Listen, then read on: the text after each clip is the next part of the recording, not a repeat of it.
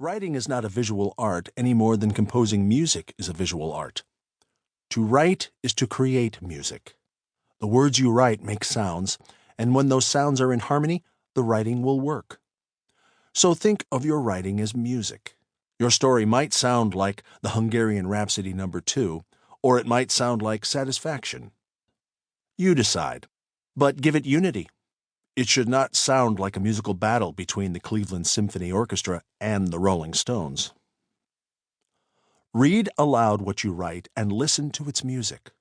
Listen for dissonance. Listen for the beat. Listen for gaps where the music leaps from sound to sound instead of flowing as it should. Listen for sour notes. Is this word a little sharp? Is that one a bit flat? Listen for instruments that don't blend well.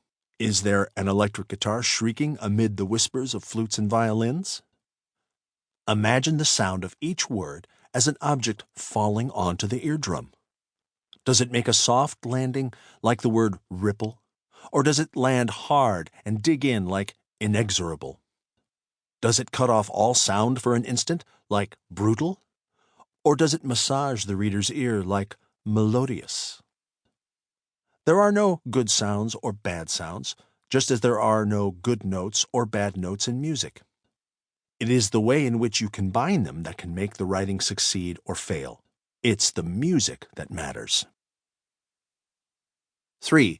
Mimic spoken language. Writing should be conversational. That does not mean that your writing should be an exact duplicate of speech. It should not. Your writing should convey to the reader a sense of conversation. It should furnish the immediacy and the warmth of a personal conversation. Most real conversations, if committed to paper, would dull the senses. Conversations stumble, they stray, they repeat, they are bloated with, like meaningless words. And they are often cut short by intrusions.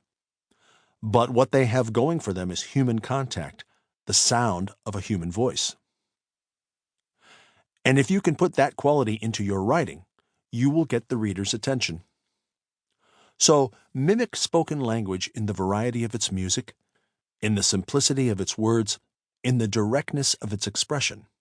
But do not forfeit the enormous advantages of the written word. Writing provides time for contemplation. Use it well.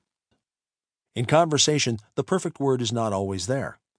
In writing, we can try out 15 different words before we are satisfied. In conversation, we spread our thoughts thin. In writing, we can compress. So strive to make your writing sound like a conversation, but don't make it an ordinary conversation. Make it a good one. 4. Vary sentence length. This sentence has 5 words. Here are 5 more words. 5-word sentences are fine, but several together become monotonous. Listen to what is happening. The writing is getting boring. The sound of it drones. It's like a stuck record. The ear demands some variety. Now listen. I vary the sentence length, and I create music. Music. The writing sings. It has a pleasant rhythm, a lilt, a harmony. I use short sentences, and I use sentences of medium length. And sometimes, when I am certain the reader is rested, I will engage him with a sentence of considerable length, a sentence that burns with energy and builds with all the impetus of a crescendo, the roll of the drums, the crash of the cymbals, sounds that say, listen to this, it is important. So write with a combination of short, medium, and long sentences. Create a sound that pleases the reader's ear. Don't just write words. Write music. 5. Vary sentence construction. Most sentences have a subject, a predicate, and an object, and early in life we were taught to present them in that order. The dog ate the bone. Dick and Jane jumped into the river. A man walked down the street, etc. But identical sentence constructions bore readers. Certainly you should strive for clarity and not arrange your sentences in a way that strangles their logic. But you should also keep the primary elements of the sentence dancing so that they will create their own music.